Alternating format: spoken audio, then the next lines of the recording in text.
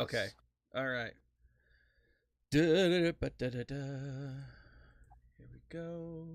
Oh, I put some. I did some more games on the. I put some more retro games on the 353 as well. Nice. I put Tetris. I put the Game Boy's version of Tetris on. That's the best one. Yeah. Super Mario Land for the Game Boy. Of course, Super Star Wars, Super Empire Strikes Back, and Super Return of the Jedi for the Super Nintendo. Goes without saying that those had to be there. So super. You know, even though they're like the crappiest platform games in the world, but it's they're good though. I mean, they're doesn't matter. They're Star Wars. They're Star Wars. That's what's important. Yeah. That's what's important. So speaking of Star Wars, welcome, ladies and gentlemen, to the first ever Analyzing Andor. This is our weekly show. We love our alliterations. Yes. To my stage left, your right, is my good friend the Nev. Welcome, Nev. Hello, Governor. And to my right, stage left, is my also good friend and Nev's hetero life partner, Paul. Welcome, Paul. So for those watching on the Escape Podcast channel, you're to my right and Nev's to my left. So you and I just switched. I guess you put yourself in the purple one. Yeah, I did. So hang on a minute. Oh, hang on. So we've got the show is being broadcast live simultaneously on 2 channels, but the picture for each channel is different. Yes. Mind blown. I know, right?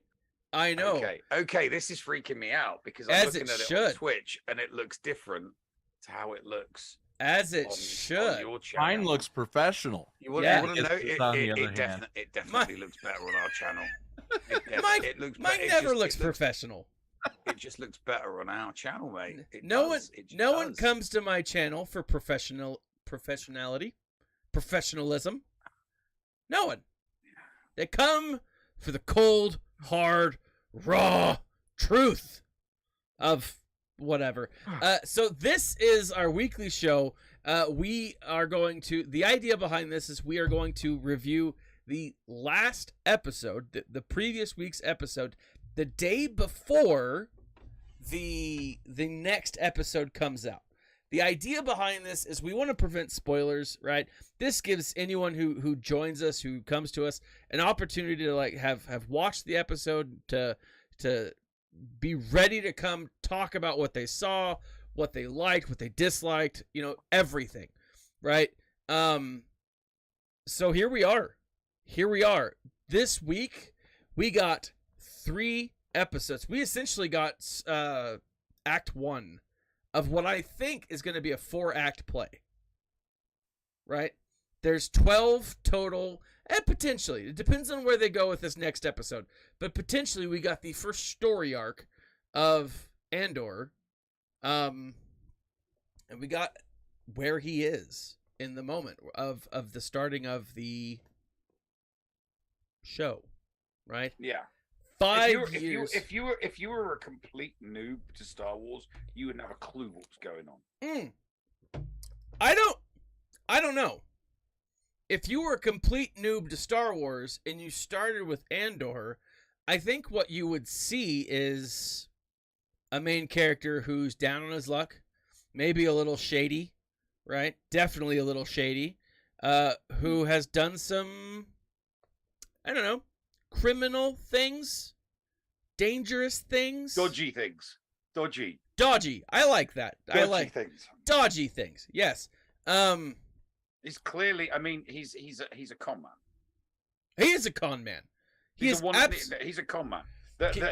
He's a con man because someone who he was during one of the episodes, someone he was friendly with came up to him with some muscle, and it's like, hey, I need my money back, and Cassian was like, look, it's tied up, it's in the works, it's in play. Yeah, that scene just I couldn't quite put my finger on it at the time. I was trying to think that there was something about it that reminded me of another another movie or another show, another character. Sorry, and I just couldn't quite put my finger on it. I'm hoping that I'll have it before the end of the show. But yeah, he's more of a confidence trickster, and yeah, he's a confidence man, right? Yeah, clearly, yeah.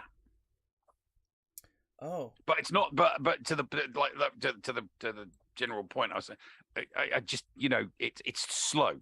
It's extremely slow paced. It has been. There's no lightsabers. There's no Empire. Mm-mm. There's no Star Destroyers. There's no TIE fighters. There's no Stormtroopers. There's no Jedi. There's no lightsabers. No. Yeah, sure, there are guns that fire lasers, but all the guns fire lasers in all science fiction. That's true. So what's interesting, though, I gotta say that, like, yes, this whole first half, these first 3 episodes show Cassian the con man, right?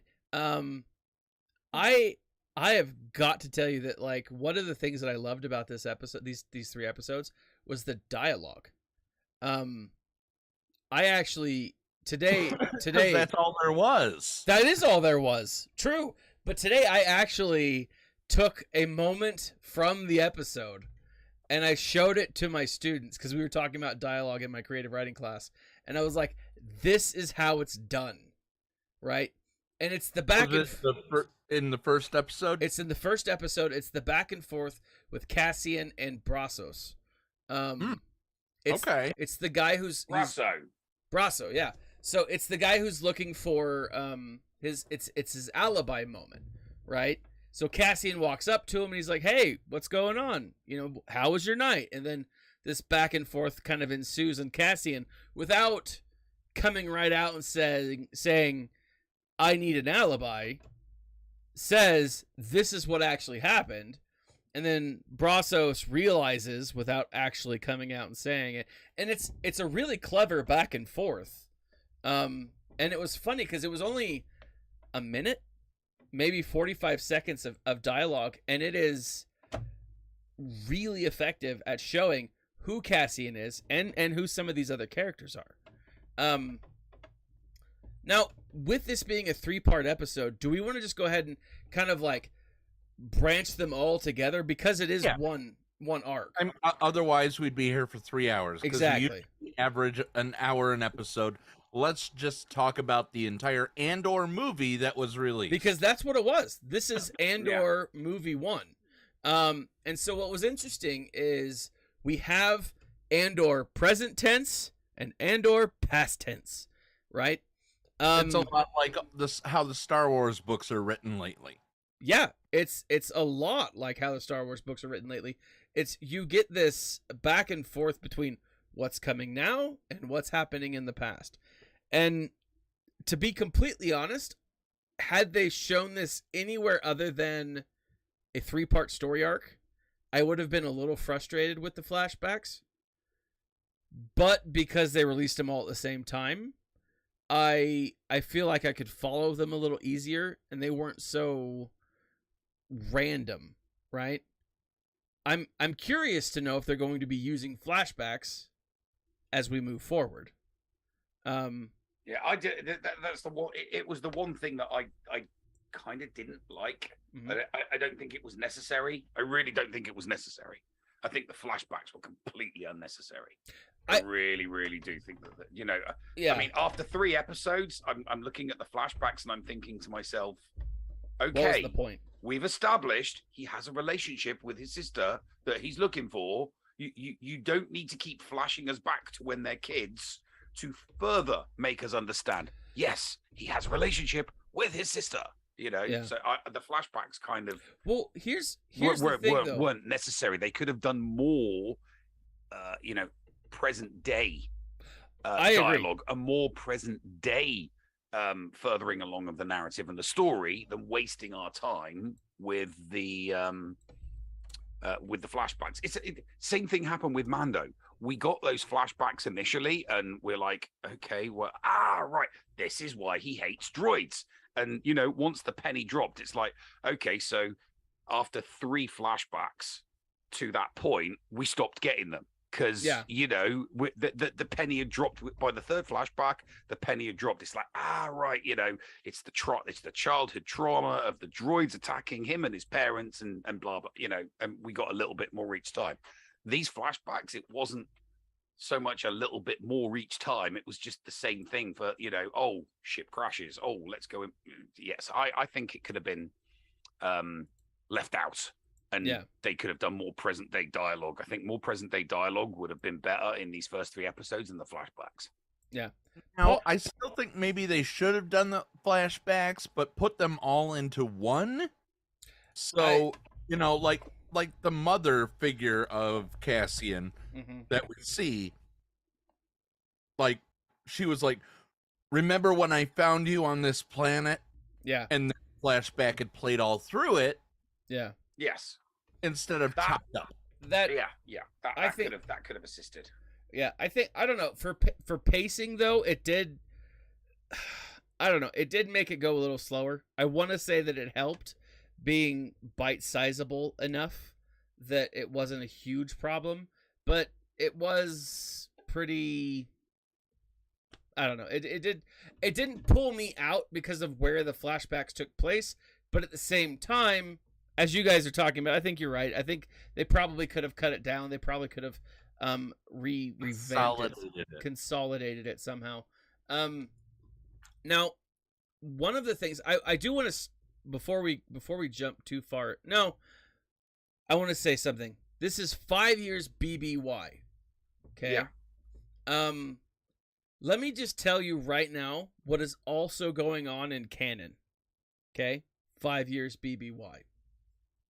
Ezra Bridger joins Spectre. Jyn Erso is abandoned by Saw Gerrera. Right? The Empire has created the Rebel Files, which is something that is a compilation of all the, what's going on with the rebellion and everything. It's like who's who kind of a thing. It's what they know, right? Sympathizers and so on. And I'm actually not going to say the last one, but there are other things that are going on. Then why'd you bring it up? No, because I wanted to point out Ezra. Okay. And Jyn Erso. Those were the two big things. And the Rebel Files. Those, the last one, though, the reason I bring up the last one, the reason I don't want to bring up the last one is simply because I don't know if it's going to play into the next episode. And because there's some stuff that I was reading through the event that took place, and I was like, I don't know. I don't remember reading that anywhere in modern or old canon. And I'm like, did I just read a spoiler for this week's? So I don't want to be that guy for future spoilers, right? But obviously, past spoilers. But 5 BBY, Cassian starts off in a brothel in the red light district of which we talked about on the yeah. It's an industrial town. It is an industrial town, and people just need an to industrial get their town. kicks It's and no giggles. different from a coal town or a steel. That's what it. That's what it felt. That's what it felt like. Yeah. Very, very, very industrialized. Now, let me ask you guys a question, because there've been people that I've talked about this in the past that are they can tell the difference between the studio and on screen, right? All the stuff that's been done in that huge, I forget the name of it, the forum or whatever they're calling the green it. Screen. Not the green screen, but the blue one. the one that has the interactive videos that they've filmed Mando in, that they've filmed everything in lately. Do you guys know what I'm talking about? We know the studios you're talking about. Okay. You're overcomplicating it. It's a circular studio, Okay. and they can green screen or blue screen or white screen or red screen or whatever Okay. bloody color they want. But it's a great big fucking circle. Right, but anyways, this isn't filmed We with did make that. it past 10 minutes, so we're okay there. This isn't filmed with that. This is filmed on set on Everything's location. practical. Everything is practical so far. And personally, I can't tell a huge difference, except for the reality that the actors and actresses are dealing with. Does that make sense? Like, I don't see a huge difference between the visuals in Mando or the Book of Boba and the visuals here. But I feel like the acting makes it feel more lived in. What are your thoughts though on that, guys? I like the acting. I don't. I think you're being too specific. I'm over. I just think. analyzing. I just think it's good acting. I think You know, I just think there's good act. You know, right, all, and it's right down to the small scenes as well. You know, where you've got that officer that stood in front of you know, his superior going over, you know, the murder of the two security agents, and the guy's like, right, okay, they were drinking somewhere they shouldn't have been drinking, you know, in a place that's more expensive than they can afford. That you know, that brings up too many questions, so they will probably call, you know, they probably, you know, asked for what happened, and that's what happened. And we don't want to be kind of like spreading this information around, because it'll make us look like idiots, and it could potentially make our employees look corrupt because they were somewhere they shouldn't have been, at a location where they shouldn't have been able to afford what they were, you know. The inference is some form of corruption.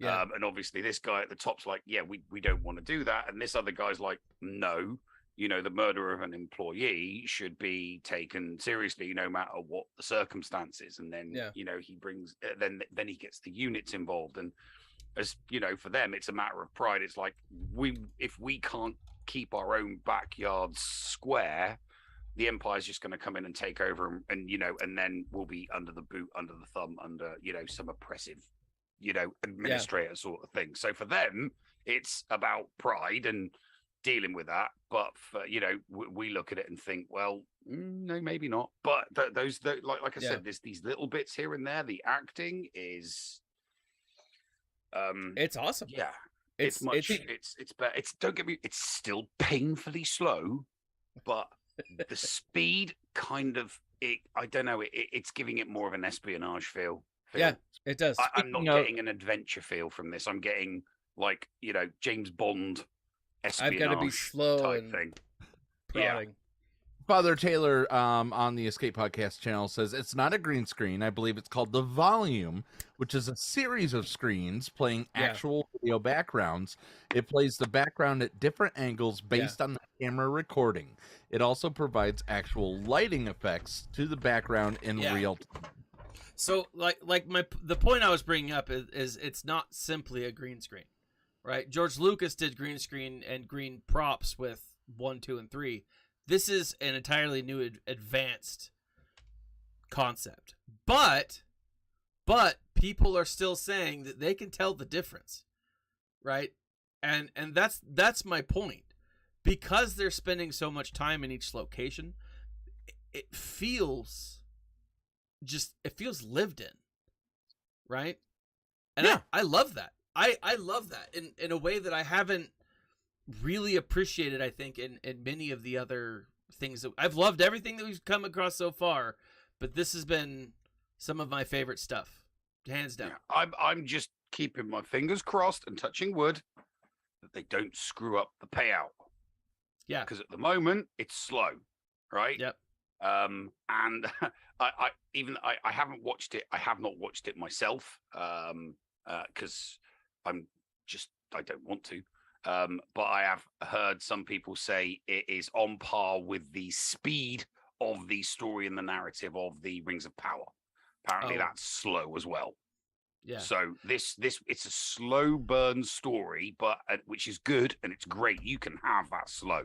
Yeah. You know, some of the best suspense and thrillers start off slow, and then something happens that just kicks it in at overdrive, and you're like, whoa, okay, here we go.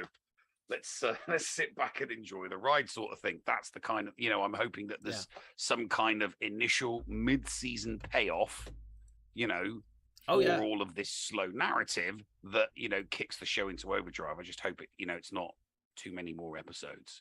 Yeah. So yeah. No, there was some. There's some really, really good stuff in. You know, there has been some interesting and some good stuff in Andor. I'm struggle to find something bad, but I do enjoy the the character building that we're getting from, however small or nuanced it might be. At least we're getting some. It's not like this is a friend of Andor. There, he's just a friend. He's gonna, it's like, well, he's bending over backwards for his friend. How do we know what type of a person he really is? It's like you just expect us to, all right, okay, so you're giving us a little bit of backstory about this friend and a little bit of backstory about that friend and the people that he works with, so that we can kind of get a like when he was stabbed in the back by the other character, and it's like, who did not see that coming? It's like because he's a dick. He's like Scott from South Park. He's a dick. He's just a dick.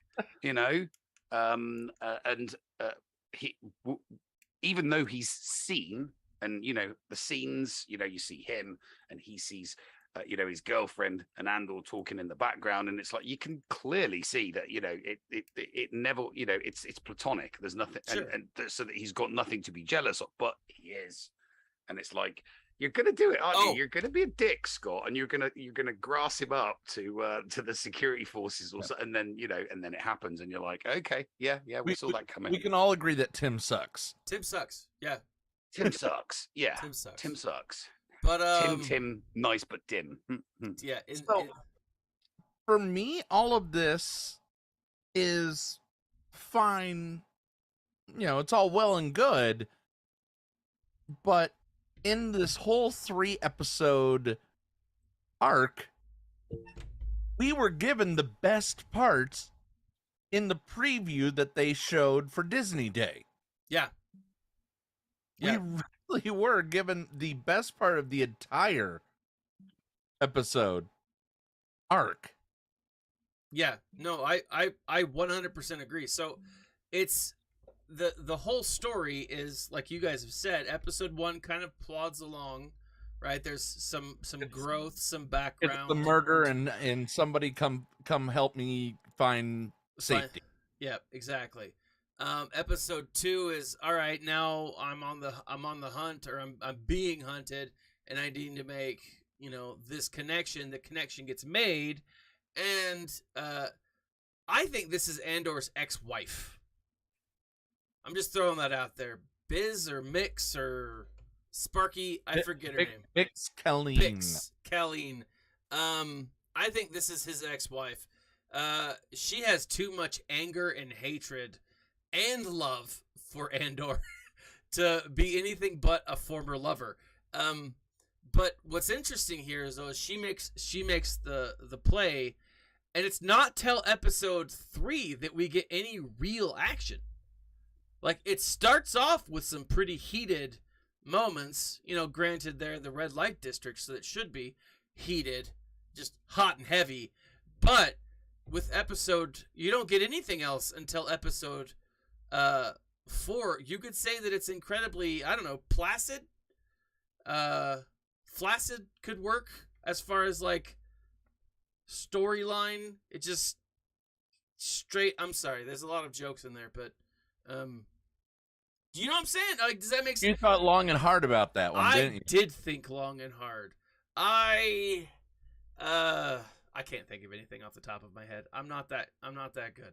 When someone calls me on it, I can't be clever. You have to remember all the impotent details. I do. And it is a challenge, and oftentimes I just come up wanting, Solomon Grundy says, going to rewatch with subtitles and see if that helps out. As somebody who watches with subtitles, no. Yeah.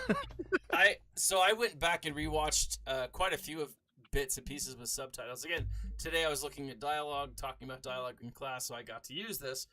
And it just didn't help a ton. It helped me kind of like learn names like Basso, or Brasso. And I was like, all right, that's the dude's name. Cool. But that's really all you get, not a ton. But I did like, I loved the banging on metal. when you know, when the you know, it reminded me of you know, I don't know, it just reminded me of you know, what citizens do. It's like, quick, here come the fuzz. You know, put away your illegal contraband. You know, Yep. hide everything that you don't want, and you know, go crawl into a hole because you know, they're out and about, and you don't want to get caught. Go ahead. But it was different. The way the whole thing was done was just different. So like a proper military, it was done like a proper military operation, as opposed to what we tend to see with shows like this, which is just let's just put a bunch of stormtroopers onto a shuttle and we'll land it somewhere, and then they'll just swarm out and then they'll just get shot. And it's like there's no command and control. There's no formation. You know, if you want to do like suspense, thriller, espionage, then you know it's a bit like the Bourne Identity or a Tom Clancy. You've got to take the details seriously. Yeah. If you want people to be immersed, you know, if you want so that whole military thing where they're chasing after Andor and following up inquiries and doing it, that kind of I look at that as a positive, because it's like, okay, that there is some care regarding the attention to details regarding this show. Yeah. You know, is it going to continue? I hope so, because you know, lack of attention to detail, serious overlooking of attention to detail, you know, can be, you know, the a bugbear for a lot of Star Wars fans. It can. One of the things though that was so interesting, with that whole connection, like the thing that I loved about this, both from the very beginning, that very first moment when the madam, I don't know if she's a madam, but like the hostess, who I guess seats potential buyers, Johns, guess, to their location, their tables. She is a madam. She's a madam. Is she is she the madam? Yeah, she's a madam. Or she's just a hostess? No, she's a madam. Well, I know that's what they're called, but like, I don't know. I didn't. Anyways, like my whole point was, like, we see these guys, these thugs, because that's what they are. These two guys who died at the very beginning, they're thugs, right? And she points it out. She's like, oh, they try to be cops, but they're the bad apples. Yeah, but we also the exceptions to the rule. Yeah, but we also see how the good apples, more or less, actually behave in their universe, right? Like, we see how militant the corporate sector can be, right? The private security force, essentially, right? And that's a big part of Star Wars that we really haven't seen in live action.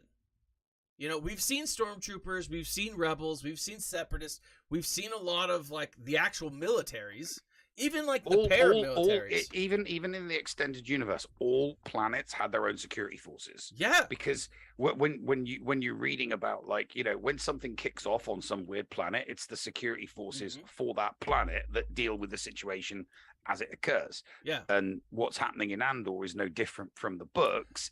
They've just done it in a lot more detail to be, you know, and they've taken, like I said, they've taken care with their attention to detail, and I just, you know, I kind of appreciate that type of thing. Yeah, I just hope that they do that, you know, through the rest of the story when the payoff starts kicking in, and I really hope that they give us this much detail to Mon Mothma when they bring her into the show.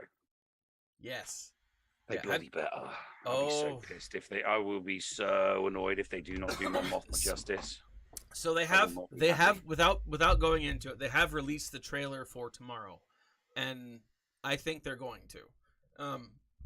Now, Skarsgård brings it too. Brings him in. You know, Luthen as his character's name, the rebel recruiter. But when I'm also looking at the cast here on IMDb, I'm very excited to see that Alan Tudyk is actually mentioned. We're going to be able to see K2SO. What? Yes. I don't know if it's in the next episode, but during the series, he is involved. Awesome. So first off, we say you say that, but Alec Tudyk is I think I said Alec, but Alan Tudyk is a prolific voice actor. So he may be in this, but he may not be K2SO. I mean, that's put him into something else. Put him into something else. I mean, and to be honest, if you put him in as another droid and he just does a different voice, diehard fans are going to notice, but not lots of people won't. You know, like I was telling people today, I was like, you know that the guy who plays K2SO is also King Candy from Wreck-It Ralph. They're like, what? No, he's not. I'm like, no, he totally is. Right? He's also in what's that one? Firefly and Danger Boat. Yeah, he's in. Yeah, he was Danger Boat. Oh my gosh, I loved the Tick. Danger Boat was awesome. There's so many great potential characters for him, but like I would love to see him as K2SO. I really do want to see K2SO come in. But let's go into. We've kind of talked about episode 1. Was there anything like that stood out in that outside of like the character of Cassian? I mean, Chief Hine telling Cyril that, you know, stop investigating it, like you mentioned. That was the only thing that really stood out to me in episode 1. Yeah, there's not a whole lot. Nev, what are your thoughts? No, it wasn't. There's nothing else because it's so slow. Yeah.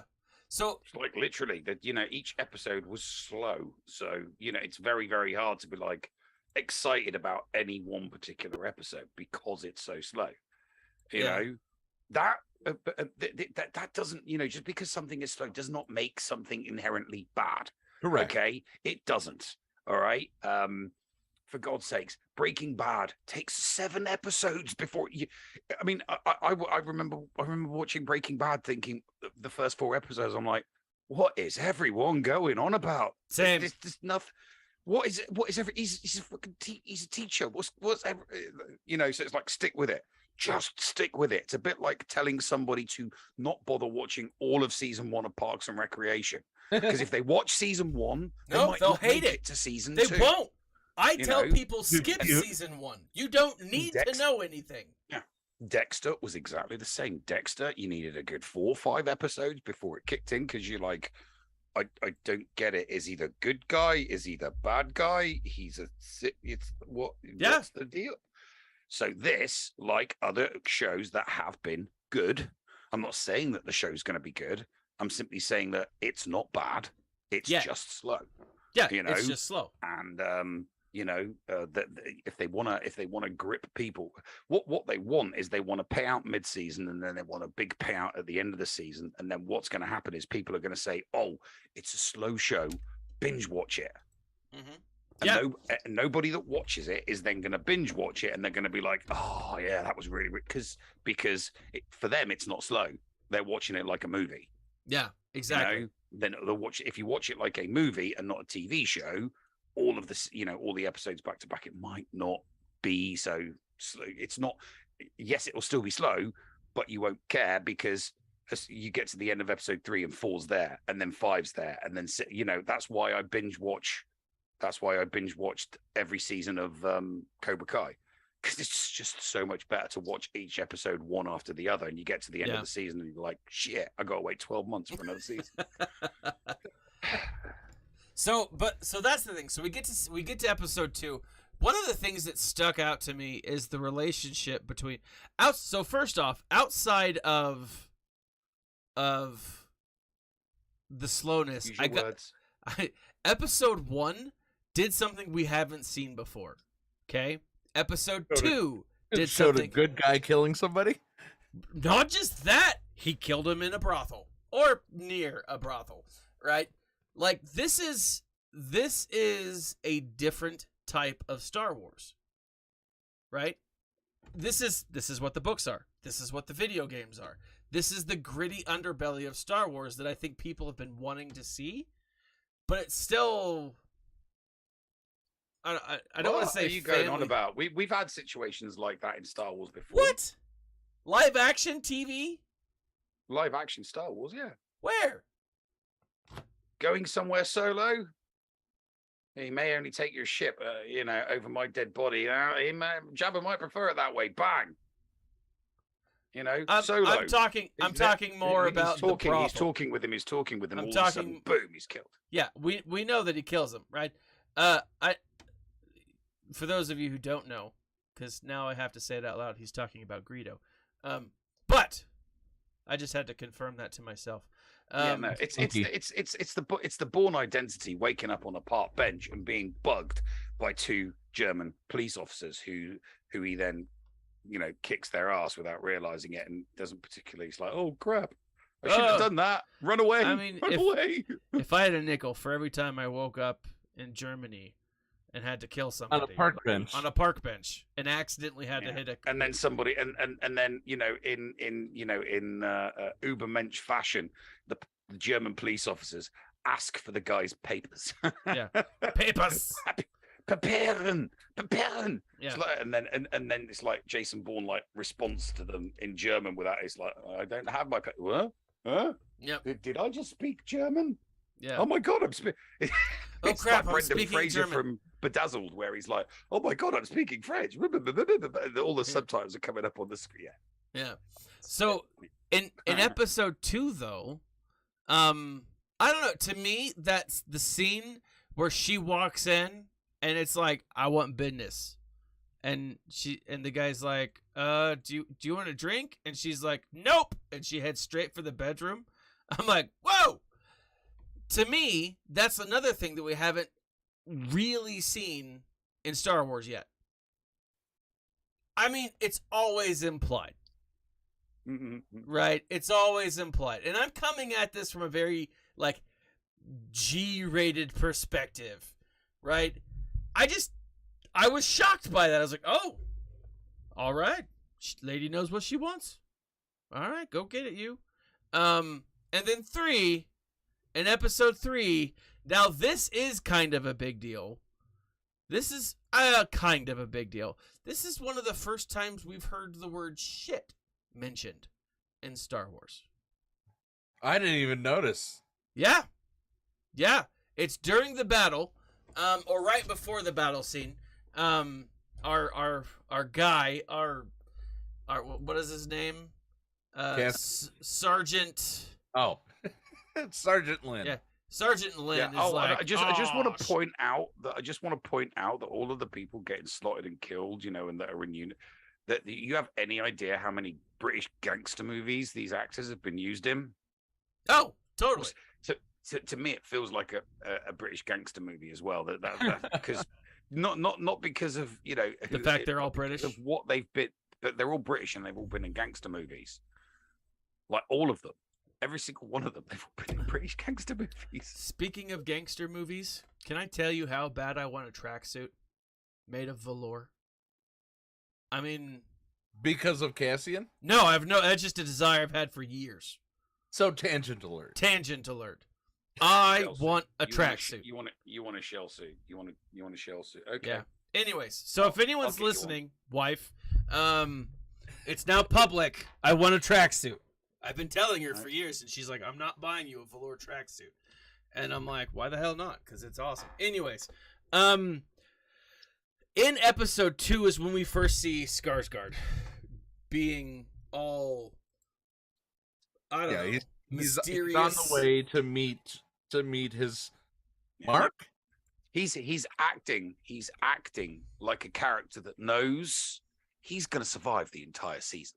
Oh, that's how he's acting. He is acting like it's like see, he's like, yeah, I'm not getting killed off. I'm too main a character. I'm going to survive. I'm not going to get killed. I'm badass because I'm a recurring character. So I'll be around for a long time. There were a couple things every time I saw him. One of the ideas that kind of came up in my mind was, is he the one who creates Fulcrum? Because we know that Cassian becomes Fulcrum. We do? Yeah, Cassian is a Fulcrum. Like, he's one of the characters. I don't think I'm mistaken. Skarsgård's just a general recruiter. He's just trying to recruit individuals to do, dodgy shit for the rebellion, basically. Hey, and people with skill sets that are expendable. Yeah, that's true. So I'm looking it up here. It says the title Fulcrum was used by spies in the Rebel network. So I guess it could be just an assumption, or it could just be we know of two. We know of two Fulcrums. True. We know of two Fulcrums. One was Ahsoka, and the other was an Imperial. Kallus, yeah. Kallus, who was actually a good character, a decent character, great character, I thought. I'd love to see him. I would love to see a live action. We're gonna have to speculate an actor that. I was just gonna say that at the end we are definitely going to talk about what characters we think are coming. Yeah, because I have a whole heap of characters that I think my friends, of characters that I think are going to be coming. So I'm looking again at Fulcrum, building a rebellion, recruit Agent Kallus, Imperial Security Bureau Agent Kallus, and Cassian Andor. So this is Where are you reading this one? I am looking up the word Fulcrum on Wikipedia. So for those StarWars.fandom. The font of all knowledge. It is the font of all knowledge. This is the holy grail for Star Wars fans.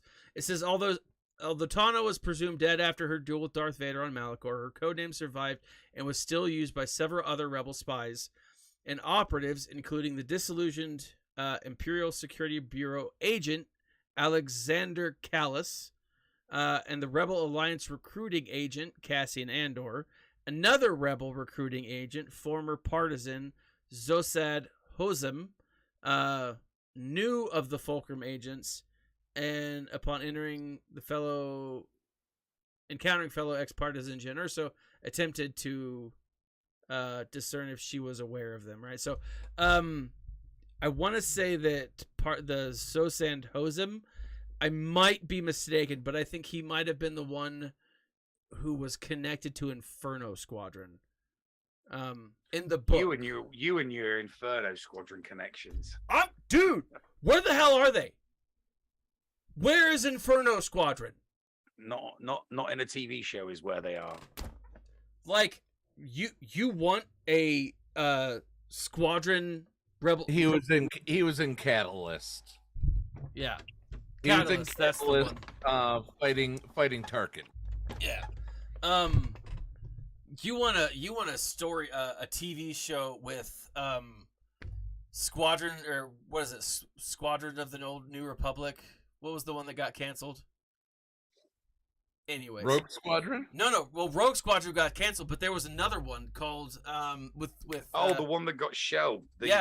Rangers of the New Republic got shelved. Inferno Squadron. Take that. Iden Versio as a main character, maybe not even like the lead character, but a main character in that would have been dope. In fact, if you pulled your microphone cable out, by the way, your microphone changed. Did it? All right. Yeah. Oh, there you go. All right. You're good. Oh, sorry. I get sidetracked and I get heated. So, anyways, like you're right. He walks in like he owns the place. I have got plot armor. I'm somehow connected to Mon Mothma. Whatever. Right? This guy, he survives, I think. If there's a big payout, I think that he's going to survive to the end. Or it could be. He survives all the way to the end, dies. Kind of like that's Rogue One? Yeah. Not Cassian, but the guy. Now, as far as the flashbacks, we get a really big thing in episode 3. Okay? And it's where they're exploring the crashed shuttle. There is this, what do you call that? Neurotoxin, some kind of disease that the kids are apparently totally immune to. But like they're walking around, This isn't for the Baby Yoda crowd. Sorry. Darth Jill says the director of this show said that this series isn't for the Baby Yoda crowd.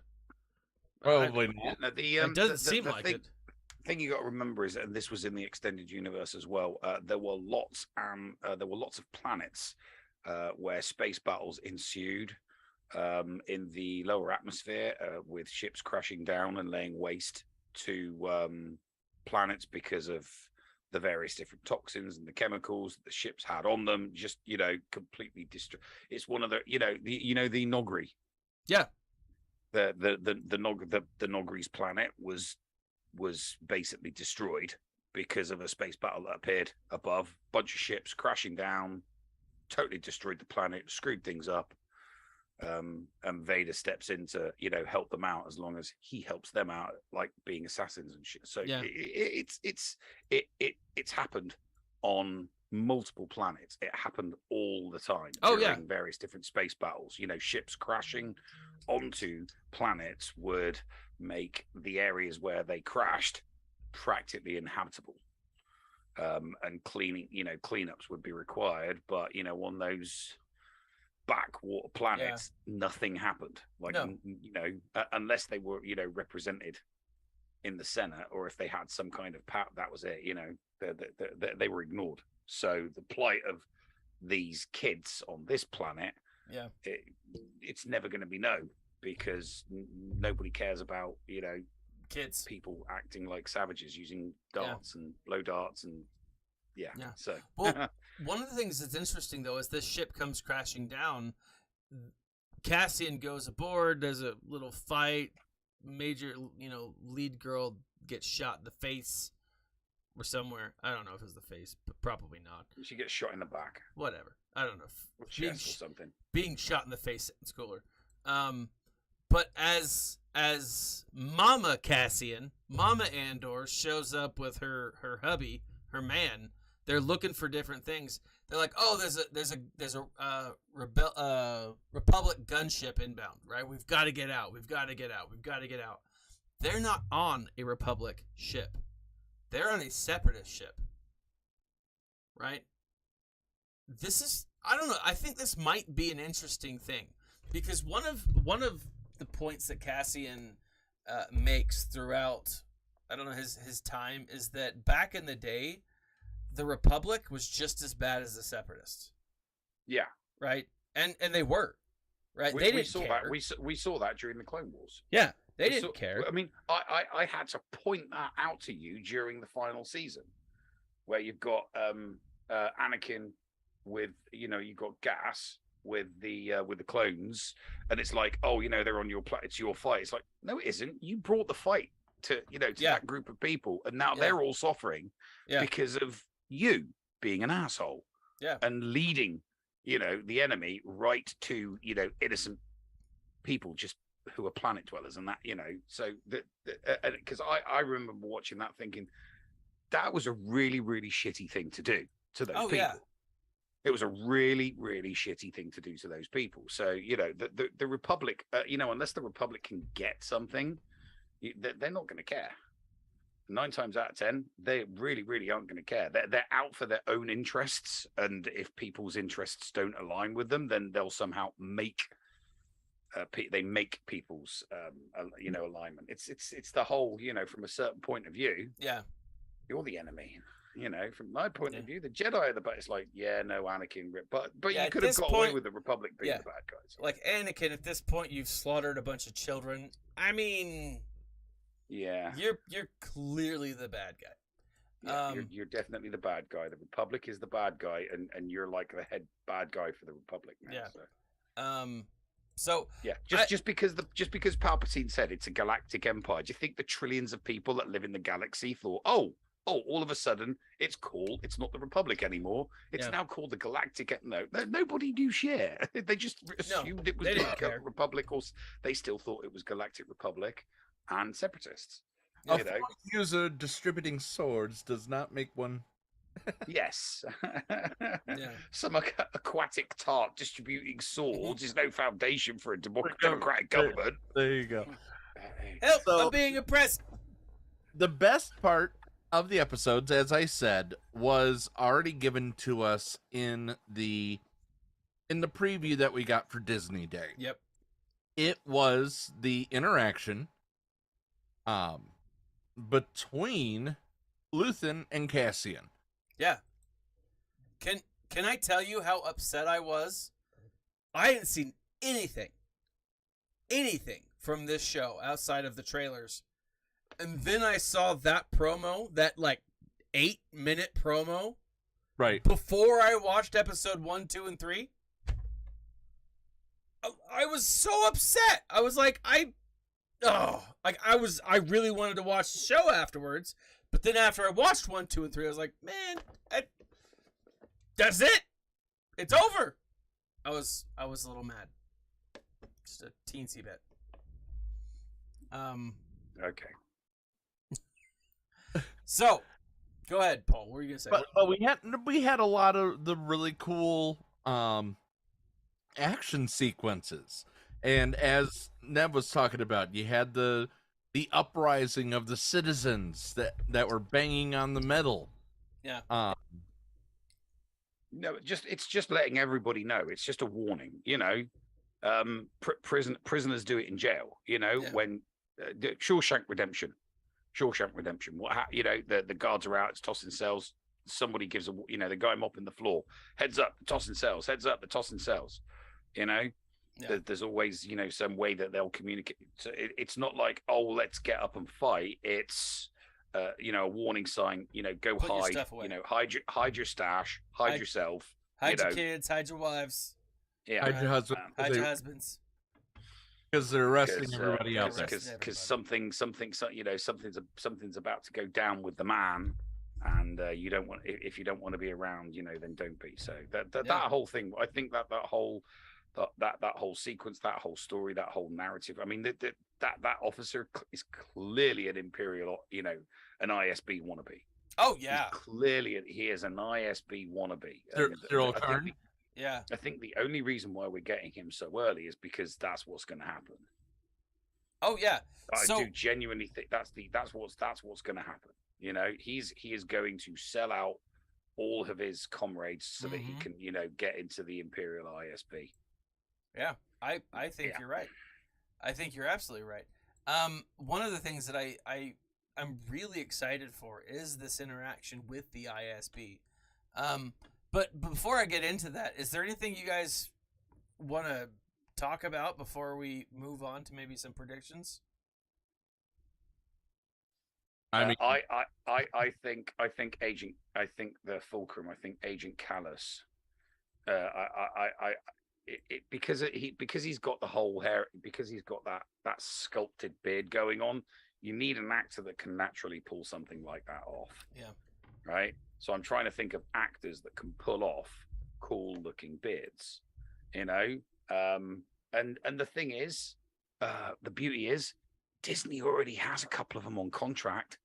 They've got Ryan Reynolds on contract. They've got Hugh Jackman on under contract because they've played characters for Disney before. Yeah. So there's plenty of talent on tap that they could use. It's like, you want to be, because they throw cameos around like they're going out of fashion these days. They do. You just have to be related to someone that starred in a Star Wars movie to get into a Star Wars show these days. Yeah. Or be the dad. Sorry, be the daughter of be the daughter of someone that made a Star Wars movie. Of an Obi-Wan Kenobi. What do you mean made a Star Wars movie? Made like the Star Wars movies. Who has action figures and stuff modeled after him. I think we'll see Agent Callus before we see anybody else. I could see Callus doing that kind of thing that we saw Skarsgård doing, recruiting. I could definitely see him coming in to do something, to see it, not so much to recruit, but someone that recruits gets sent to kind of, orient them into the spy way of life, because it's not so much rebel fighters that he's recruiting, it's more spies. confidence tricksters, you know, people that work on their own and do things on their own to get stuff done for, you know, like Manny Botham's, you know, Mon Mothma's bit on the side that, you know, was able to get the Death Star plans. I'm sure that's not going to be in here at all, though. You know? Probably not. Paul, no, they could always put Tag and Bink in this show. That would be fun. I'd love to see Zach. I'd love to see Zach Braff and Donald Faison play show up in this show as Tag and Bink. That would be. They just need two guys in uniform to be comedically arguing with each other. Yeah. And the fans will do the rest. Yes, okay. That's all they need to do is just put two guys wearing the same clothes that are having a bit of banter with each other. A bit, you know, like the two Stormtroopers. The two troopers from Mandalorian. Yeah, the scout troopers. You know, the Sudeikis. And... Yeah, a bit like that. It's like, you know, because it's like, could they be? No, they can't be Tag and Bink. Could they be?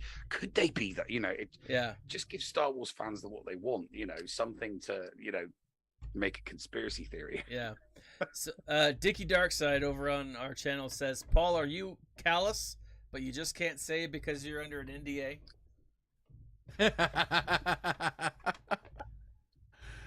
Oh man, if he can't say, he'd have to kill you.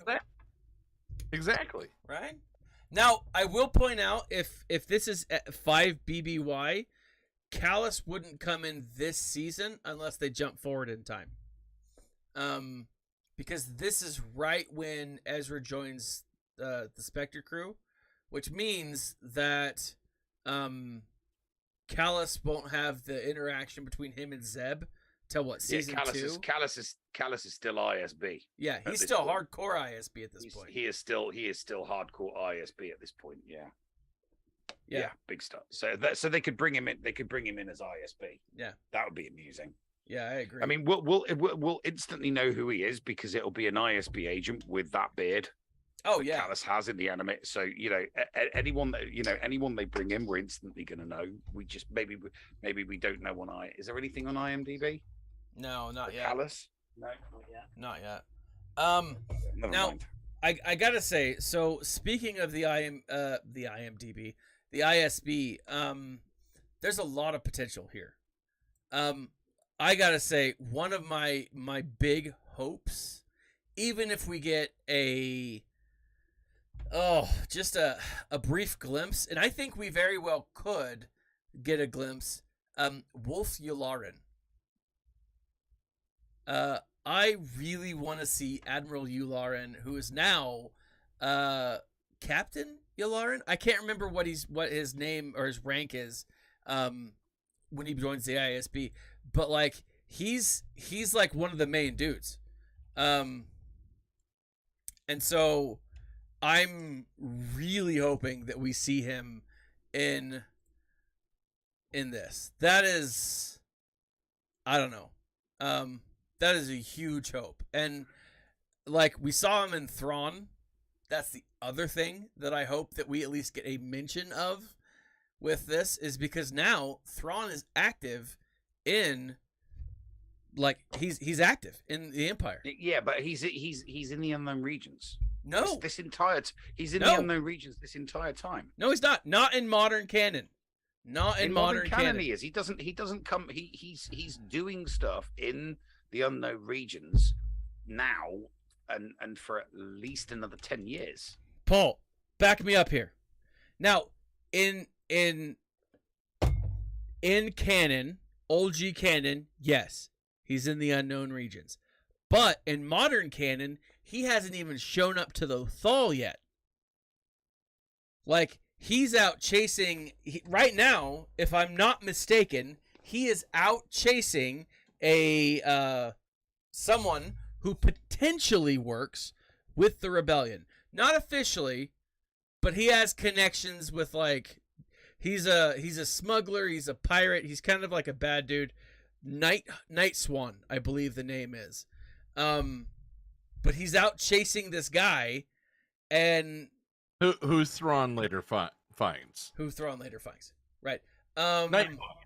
Is it Nighthawk? No, it's Night Swan. Night Swan? I'm pretty sure it's Night Swan. You continue on. I'll take a look. Would be way too cool. but again, the concept is that Yularen connects with Thrawn. He You're right. connects with Callus. Like he has all of these connections with, and it's because of his role with the ISB, right? And so I'm really hoping that that at least we get mention of him, because we're gonna get a lot of different, I don't know, a lot of different things that will come up, just for the sake that they'll eventually go to Coruscant. We know that the ISB is heavy into this because it's a spy thriller, and that's what the ISB does. They hunt down spies. And like, there's a lot of really cool things that we could see. Yeah, the ISB do some mess. I mean, you've read the two Mara books, haven't you? You've read Alliance. You've read Alliance and the Choices of One. I mean, right at the beginning of right at the beginning of Allegiance, it's the ISB commandeering, the entire troop force of a Star Destroyer to effectively wipe out a town on a planet just because they think rebels might be there. Yeah. And it actually, that's what starts a bunch of stormtroopers off. Like, I didn't sign up for this. I signed up to go after the wait a bad second. guys. I'm only here for the GI Bill. I want to pay off my college. I'm not here to slaughter innocent people, So right, if you want to know, if you want to see just how evil they are, how evil ISB agents are, read the beginning of Allegiance, because you're like, that's it. That will make you hate ISB. Yeah.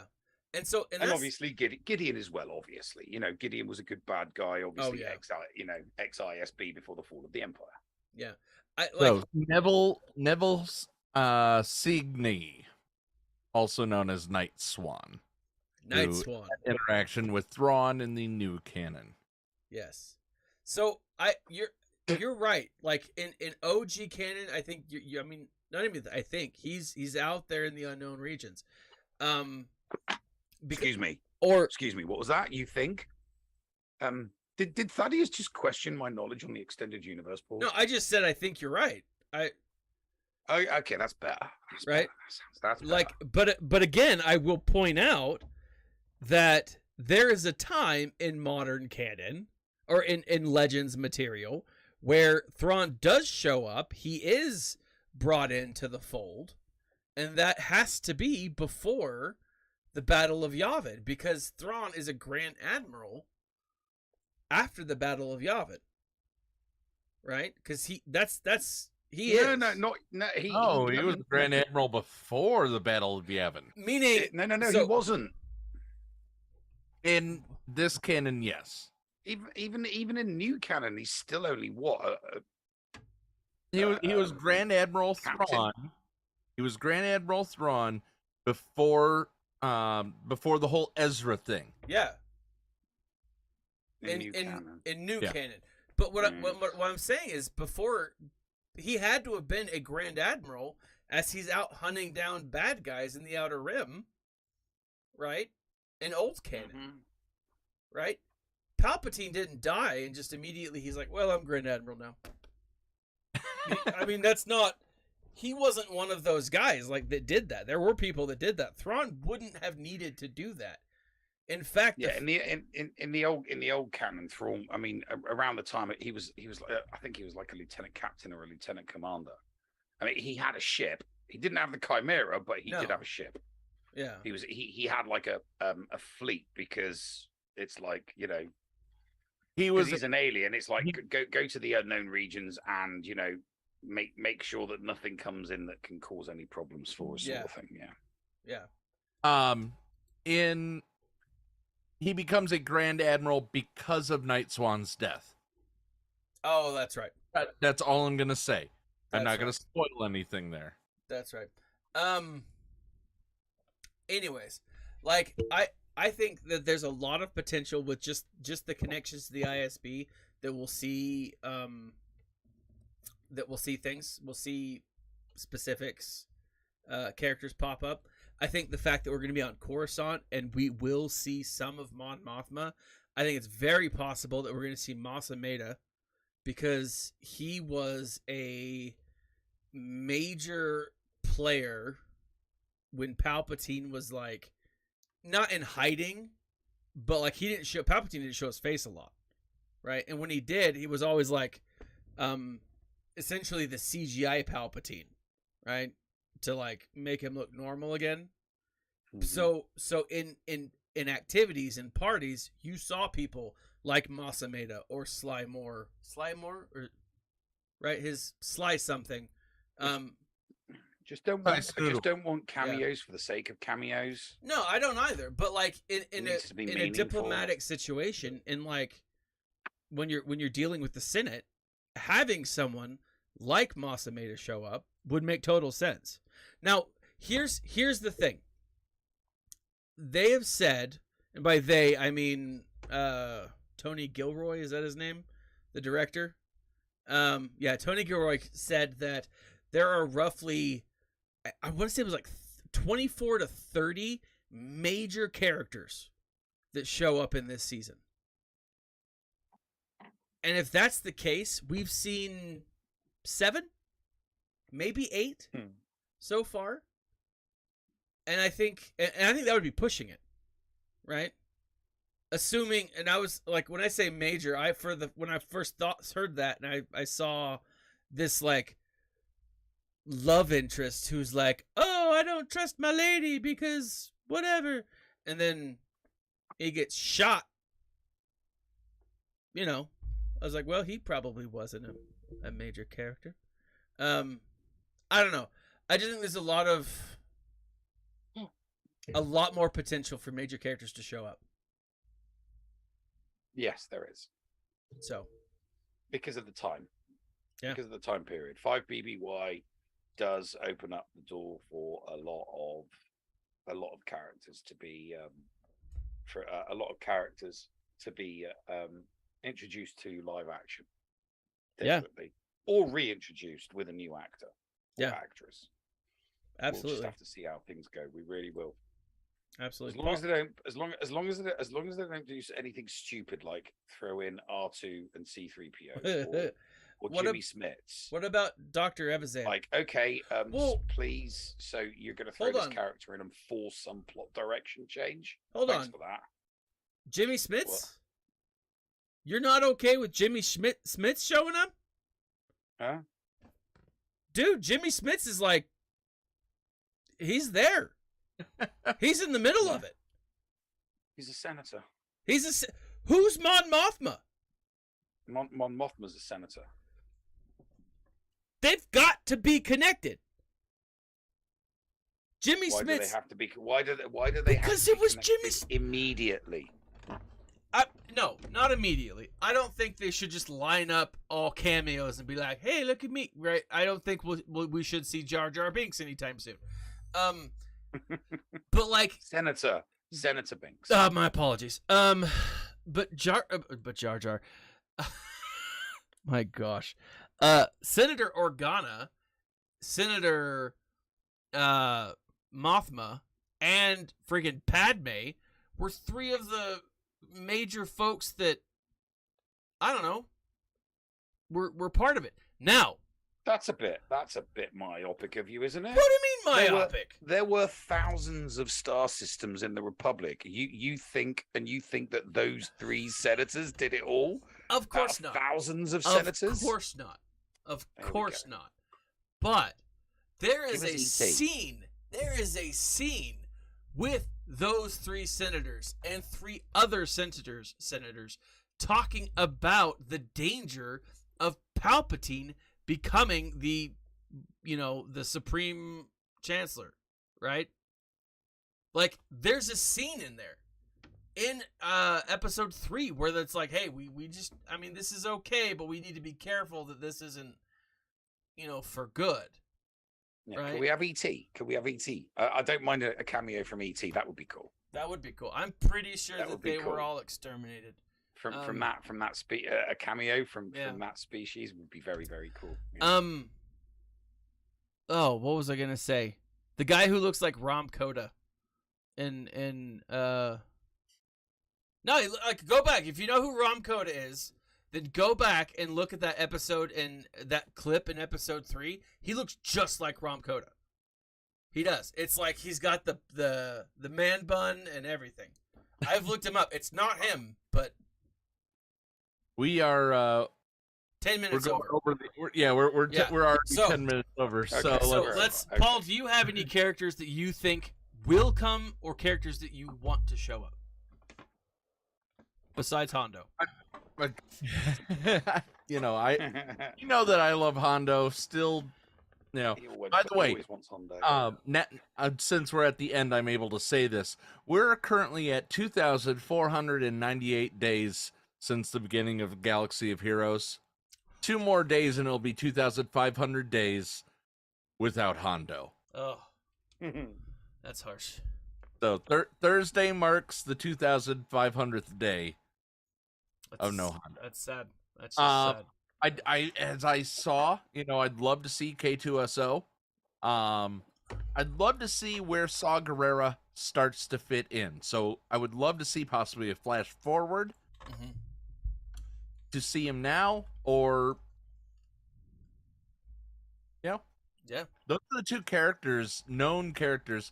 I don't think we're getting Thrawn until after Ahsoka. Until Ahsoka. Yeah. I think you're probably right. They can throw Jin into it because she is kind of hot. I think they can throw her in and de-age her back to. I don't think they would need to de-age her that much. They're still going to need to de-age her a little bit. Well, I guess she would have been a lot younger at this point. That's true. 2000. What was it? Rogue One was 15? 2015. Yeah. So 7 years. But she was supposed to be playing like an 18-year-old. So... Yeah, but she was already in her mid-20s, so now she's, early 30s. So, yeah. An actress in her early 30s is going to need to be de-aged, They de-aged, what's-her-face for Black Widow, didn't they? That's true. And it's not like she needs de-aging because she's already. It's like we don't care. It's not the wrinkles on her face we're looking at, dude.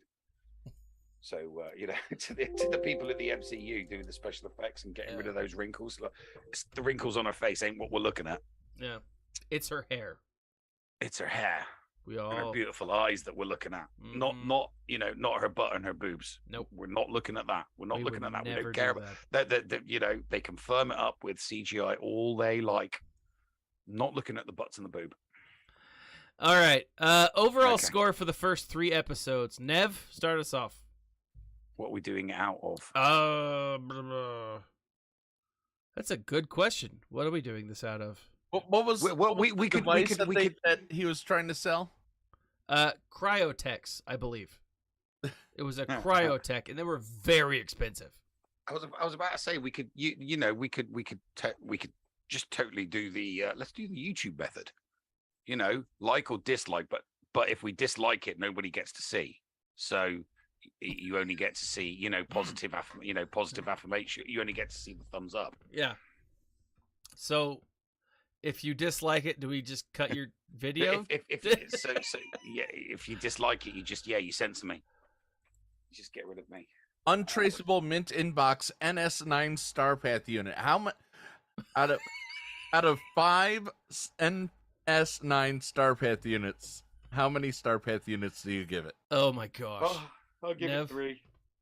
3 Starpath units. Paul. 3 out of 5. 3. Paul. 3. I'm gonna go with 3 as well. I think I'm gonna hold off overall judgment, but I think there's a lot more. Yeah, it was average, slightly above average of a television show.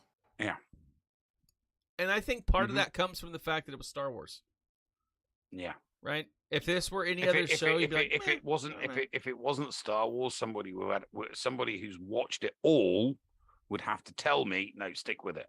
Yeah. Because the only reason why I stuck with those other shows that started off, I mean, I'm talking about Bad Batch, Dexter, and Sons of Anarchy, and they all started off slow. Oh my gosh, yes. And I wouldn't have finished the first season if a friend of mine hadn't already watched all of them and said, "Yeah, don't give up. It trust me." You mean Trust me, when Breaking you Bad, get to the right? end of that first season, huh? You mean Breaking Bad? You said Bad. Yeah, Batch. Breaking Bad. Yeah, Breaking Bad. Breaking Bad, Sons of Anarchy, and Dexter. They were 3 shows that I was prepared to give up halfway through the season. Yeah. And then someone said, "No, season 1, stick with it. You get to the end of season 1, and you'll want to watch season 2," and that's what happened. So, All right. but I All still right. wouldn't have graded them as like, "Oh yeah, 5 out of 5." I'm like, no, Yeah. 3. We all give it a 3. Mm-hmm. Yep. So, Yeah. we'll see what happens tomorrow and then talk about it next Tuesday. Indeed. So, gentlemen, what do you guys have coming up? Looking forward to the podcast on Friday. It's going to be Yeah. exciting. Yep. And yeah, that's about it for us. All right. Well, I look forward to seeing more and more. So, ladies and gentlemen, as always, like, subscribe, share. Check out my 2 friends on their weekly podcast over on Twitch. I always Yeah. that makes a lot more sense. Or do that. No. Oh, that wasn't dirty. It was actually something. Don't worry about it. I was like, Paul, this is a slightly family show. That. Oh. I always say the name wrong. Escape Pod Cast. Cat? No, but like the channel, the Twitch channel. Escape Podcast. Oh, okay. I don't always say it wrong. I always say it And right. then we're gonna go for a new record this Friday. Ooh. How big a gap can I put between Escape Pod Oh, jeez. Cast? Oh. No, it's Don't like interrupt me, Paul. No interrupting me. It's me. Oh, I'm doing I the will. intro. So it's Escape Pod And then I'm going to have to kick in. Cast. Okay. All right, gentlemen. Paul. Well, thank you so much for watching over on Escape Podcast on Twitch and also on Going Nerdy on YouTube. I'm Paul Anthony. For Thaddeus, for Nev, be nice to each other, damn it, and remember to smile. And stay nerdy. Nev, hit the button.